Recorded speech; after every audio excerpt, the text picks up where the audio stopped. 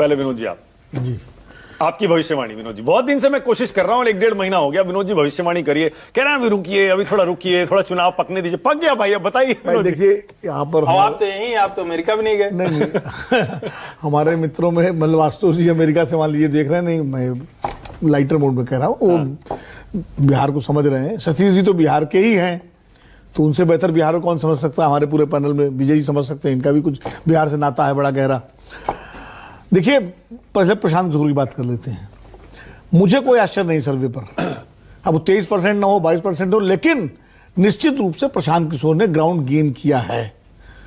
और उसमें अभी भी बोलता हूं 1995 के विधानसभा चुनाव में, सतीश जी ध्यान दीजिएगा चूंकि आप उस समय सक्रिय थे, नीतीश कुमार की पार्टी जो समता पार्टी थी उसको 2 सीटें मिली थी जब आरजेडी से अलग हुए थे। वो नीतीश कुमार 2000 के चुनाव में सरकार बनाने के करीब पहुंच गए बीजेपी की मदद से, क्योंकि नीतीश कुमार उस वक्त पिछड़ों के नेता नहीं थे, कुर्मी नेता नहीं थे। नीतीश कुमार उस वक्त यूथ के और बिहार की जनता के बीच परिवर्तन के नेता थे। और जो लालू राज से जो लोग उब गए थे और जो जंगल राज और सारी चीजें हो रही थी उससे, और जो जिस तरह जातिवाद और परिवारवाद का मसला था, उसमें नीतीश कुमार एक उम्मीद बन करके आए थे और बीजेपी ने उसको पकड़ा था, इसलिए बीजेपी ने गठजोड़ किया। और नीतीश कुमार 2000 में सरकार उन्होंने 1 हफ्ते के लिए बनाई, चीफ मिनिस्टर बने, सदन में बहुमत साबित नहीं कर पाए, इस्तीफा देना पड़ा, फिर आरजेडी की सरकार बनी और उसके बाद 2005 में नीतीश कुमार भारी बहुमत से सरकार बनाते हैं बीजेपी से मिलकर के। प्रशांत किशोर उसी को दोहराने जा रहे हैं।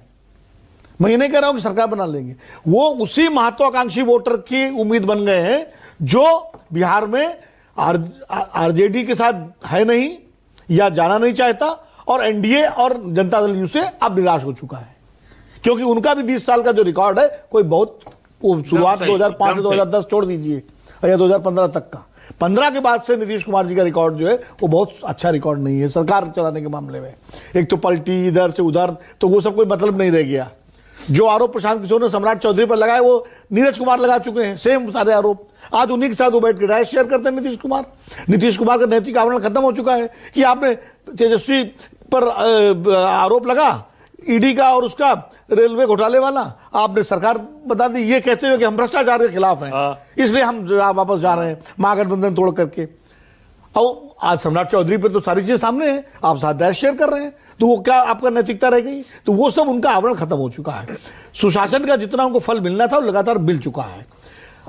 20 साल से आपकी सरकार है और आपको 10,000 रुपए देने पड़ रहे हैं महिलाओं के रोजगार के लिए। पर आप नैतिक बात कर रहे हैं। नहीं, मैं तो कह रहा हूं ये नैतिकता मान लिया हमने गलत है, ये नहीं, मैं 10,000 की बात कर रहा हूं, मैं 10,000 की कह रहा हूं। ये प्रश्न चिन्ह है आपके सुशासन पर कि आप अगर 20 साल बाद भी आपको 10,000 रुपए दे करके आपको लोगों को रोजगार के लिए देना पड़ रहा है। और फिर दूसरी बात, मतलब कॉन्फिडेंस नहीं है, कॉन्फिडेंस नहीं, आपने किया भाई रोजगार बढ़ाने के लिए वहां पर? बिल्कुल बिल्कुल, ये मैं कह रहा हूं, क्या किया आपने? क्या आपको जैसे 11 साल से आपको 80 करोड़ लोगों को फ्री खाना देना पड़ रहा है, मुफ्त में दे रहे हैं। तो मतलब आप कह रहे हैं हंग असेंबली हो सकती है? मैं कह रहा हूं हंग असेंबली, बिल्कुल हंग असेंबली हो सकती है। और प्रशांत किशोर किंग मेकर हो सकते हैं। अगर हंग असेंबली होगी तो जाहिर है जिसके पास नंबर होंगे 10, 12, 15, 20, 25 सीटें वो किंग मेकर हो सकता है। आप याद किए 2013 का चुनाव, आशुतोष तो समय IBN 7 में थे और मैनेजिंग एडिटर थे, हम लोग बैठते थे। मुझे नहीं उम्मीद थी कि अरविंद केजरीवाल कमाल कर जाएंगे, और 2013 में 28 सीटें जीती आम आदमी पार्टी ने। कोई मान रहा था? कोई सर्वे नहीं दे रहा था।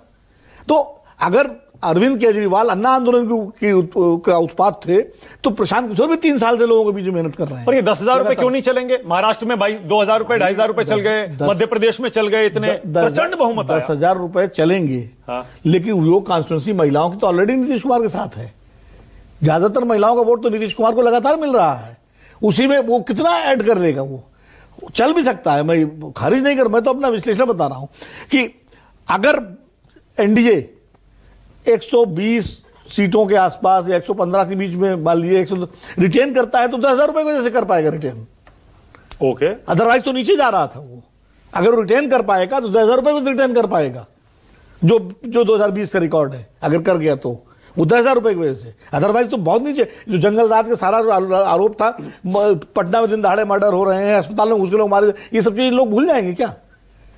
तो ऐसा नहीं है। सामाजिक समीकरणों की बात यह है, तो मैं बार बार कहता हूं राहुल गांधी कोलंबिया में जाएं चाहे कहीं जाएं, लेकिन जो घोषणा की है उन्होंने पिछड़ों के घोषणा पत्र से, अगर वो क्लिक कर गया और उसने थोड़ा बहुत भी अगर डेंट किया ईबीसी वोट में, तो किसका वोट कटेगा? वो तो बहुत सारी चीजें अभी सीटों का बंटवारा अच्छा, हो जाएगा। विनोद जी ने एकदम अलग किस्म की राय दी है। विनोद जी का मानना है कि हंग असेंबली हो सकती है, और अब से पहले ये सर्वे छोड़ दीजिए जिसके आंकड़े हमने दिखाए, मैंने नहीं सुना था। आप विजय जी, मेरा आंकड़ा हो सकता है। विजय जी आपको लगता है? तो मेरा अपना मानना ये है कि हो सकती है। हाँ, वही नहीं हो सकती है। देखिए, होने को तो विनोद जी पहले भी कई बार नहीं, हाँ कई बार हुआ है। बिहार में हुई है 2005 में, 2000 में जब बनी तो हंग असेंबली पिछली बार का ही चुनाव का देख लीजिए। कमाल कर रहे हैं। जब आज सतीश जी की बात भाजपा जैसी हो गई तो कुछ भी हो सकता है। आप लोग कमाल कर रहे हैं।